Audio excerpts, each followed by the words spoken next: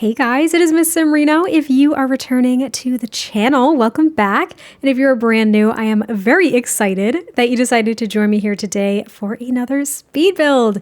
And we are building another single story home, actually. I built one maybe a couple of weeks ago by the time this one goes up in Copperdale because I was very much inspired by my dear friend Rachel Ped, who's doing Copperdale over as like an 80s save file.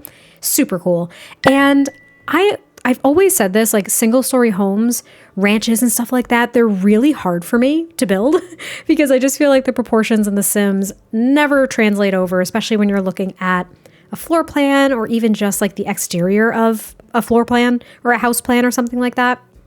And because I'm picky, to be frank, it's really difficult for me to get screenshots for thumbnails, but that's like the YouTuber builder in me, right? Because at the end of the day, my preference, even though I play in a lot of two-story builds, and I know some other people feel this way as well, is that playing in a one-story home is actually a lot easier to keep track of like all your Sims. It doesn't take as long to do things, like literally have your Sims go from one side of the house to the other instead of having to go up and down the stairs or something like that. So one-story builds have their place, and I thought, you know what? I found this one on, I think it was like an old house plan on Pinterest, and I was like, I'm just going to try it. Why not? I'm just going to go ahead and give it a shot, but I'm going to come up with, I think I came up with mostly my own floor plan. Like I tried to follow this one loosely, but it was a little bit difficult, again, with the proportions in The Sims, but I really do like how it came out. I'm actually surprised that I enjoyed it so much. And I was also surprised at how much room there was on the interior. This ends up being a 3-bedroom, 1-bathroom home with a garage. Yes, with the garage as well. Now, when I put the garage doors, typically I will make a faux garage space, and I did that here. Sometimes I'll turn it into a bedroom or something like that, but I've been sticking to it. If I add a garage door, it becomes a faux garage, and I just add like clutter and some outdoor activities and stuff like that, or things that you can put in your Sims inventory maybe that you can take outside or to other places, and they just store them in the garage, which I thought was kind of a nice way to use that space. But as you can see, we're working on the landscaping, which I always have to remind myself, landscaping is what brings a build together for me personally. So when I was looking at this build, just the exterior structure, I was like, I don't like this. I don't like it. It's a one-story build and I'm not a huge fan. And then I started adding the landscaping and I was like, oh, how cute. It actually looks like a little house in a neighborhood. I love it. Like my attitude completely flipped. And I really, really like it. Now you will notice later on, and I think in the screenshots, I do remove the terrain mod from my game. I used it for the past few builds that I've done. But what I noticed is that I don't think it's been updated in some time, and that's not a knock to the creator at all.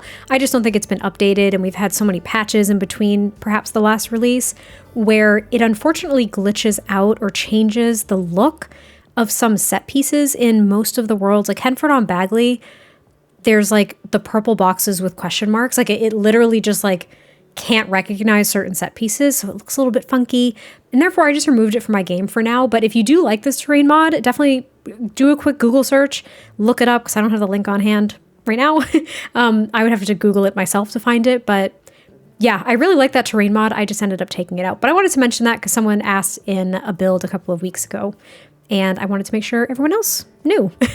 Anyway, we're on to the interior. Now, I do have something else to say about this build, which is devastating. My recording software decided not to record a majority of it. So what we're going to end up doing is I think we're going to furnish like the living room, the hallway, and I want to say parts of the kitchen. And then we're going to go into a tour portion of the video, which I've never done before, but I was so irate that my recording software did not record appropriately. I had done so much. I did all the bedrooms, the garage, the backyard. And I was like, I am not redoing that. That is so much work. It was hours of work. And I would have had to have taken screenshots and redone all of it. And I'm sorry, I was not about to do it this time. It may have been about a month ago. I encountered this exact same problem for a huge apartment renovation that I did. And I did take screenshots and I did redo all of it and filmed it for you all. I'm sorry, my patience, like I can't even tell you how mad I was when I realized for this build that most of it wasn't recorded. And I realized it could be a few different factors, but here's some advice. If something changes over from just like a program on your computer and then they develop an app like the NVIDIA app, for example, which changes the entire shadow play overlay, which is what I use to record, you might want to get the app and not ignore that, because essentially what I think happened is I was using an outdated version of shadow play, and every now and then it just wouldn't work. It just wouldn't work. It would record one whole second. It would give me this little banner that's like your recording has started, and then it would end, but it wouldn't let me know that it stopped recording. So I'd be going about my business, waiting for the 6-second banner to go away, thinking everything's being recorded. And I'd go ahead and build for like 2 hours and have none of it. Devastating, like absolutely devastating. Therefore, to essentially salvage this build, I decided, you know what? I'm going to do like a quasi tour of the rooms that weren't recorded in the speed build format. And I'm just going to include it towards, I guess I'll say, the end before the screenshots. That way you all can at least see kind of the layout. You can see it. I could do like a bird's eye view.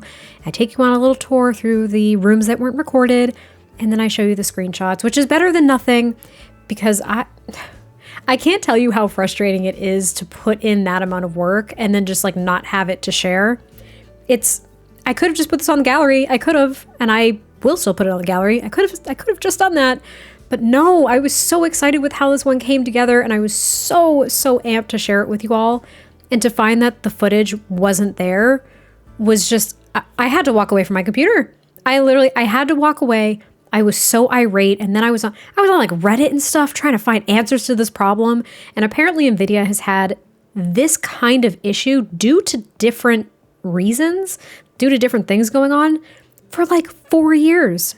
Is what I was looking at. Like some people were saying you have to turn off desktop capture because, as you likely know, if you have anything that's copyrighted, like if you have like Netflix open or something and you try to record your desktop, Netflix, as well as the recording software, likely has something built in, so you're unable to do that because it's copyrighted material, which I, of course, was aware of. So I never have anything like that open when I'm recording and building.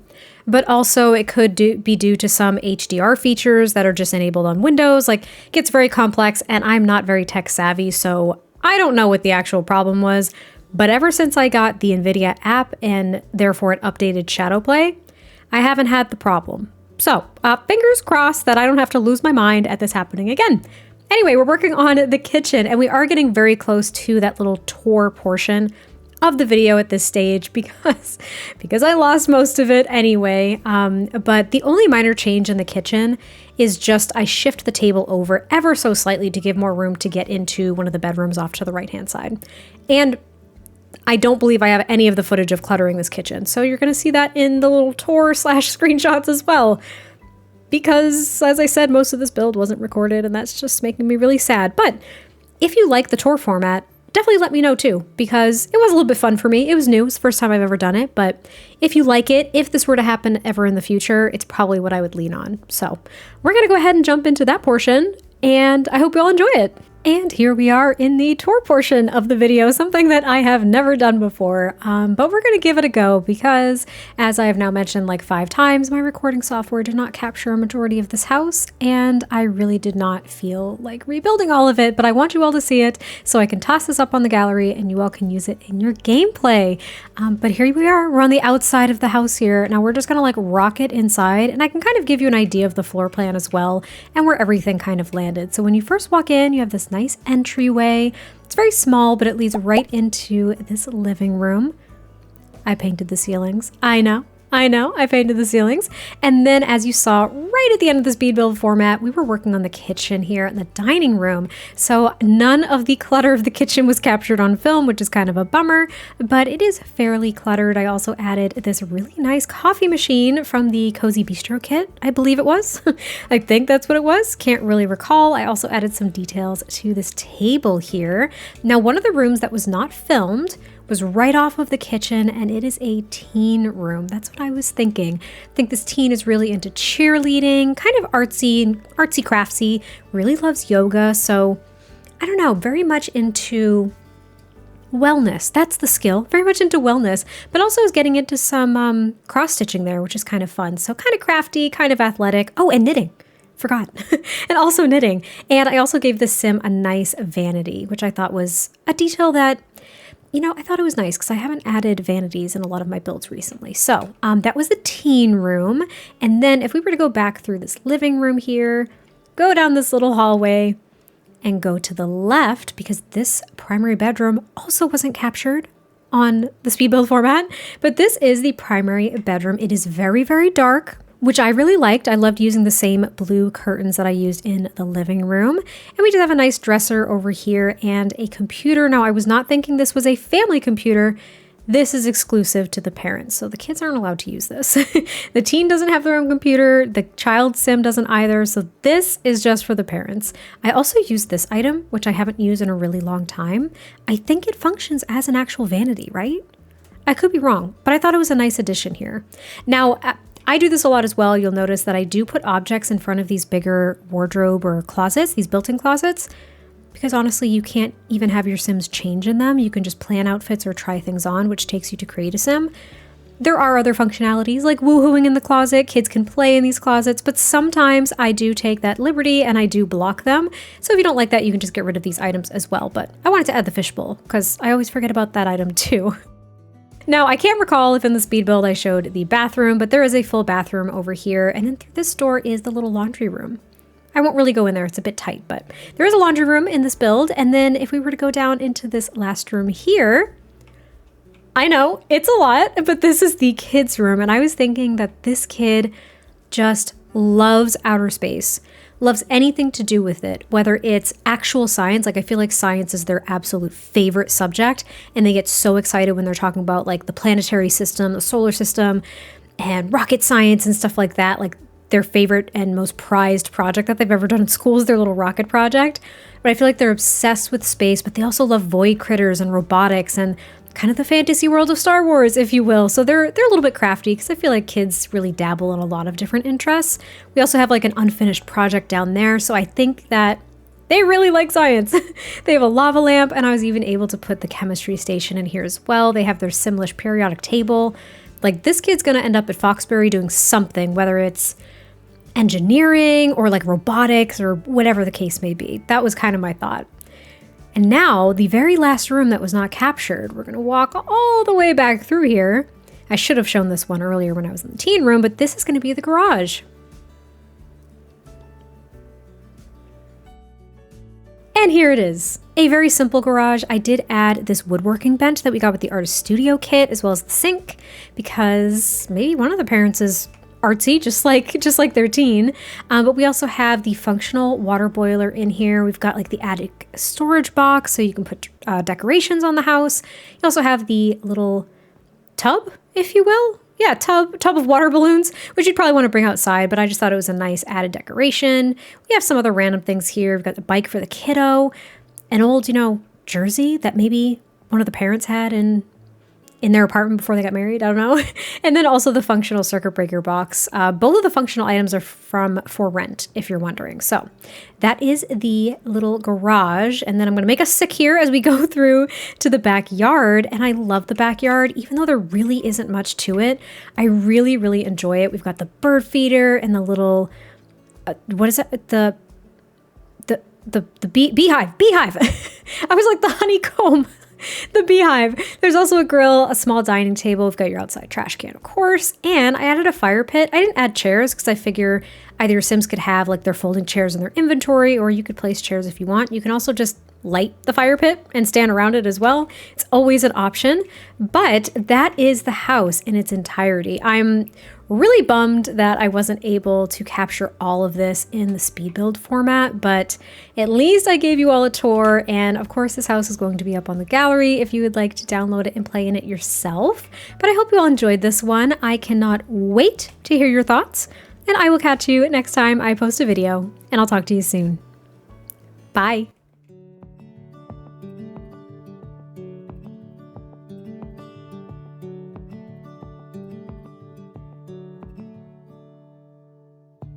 Thinking back on when I used to hold your hand, feeling lost and found at the same time. That distant memory of you and me, so bittersweet and true. We thought we had it all. You'd come round when I called. I was the world to you, and you were mine too.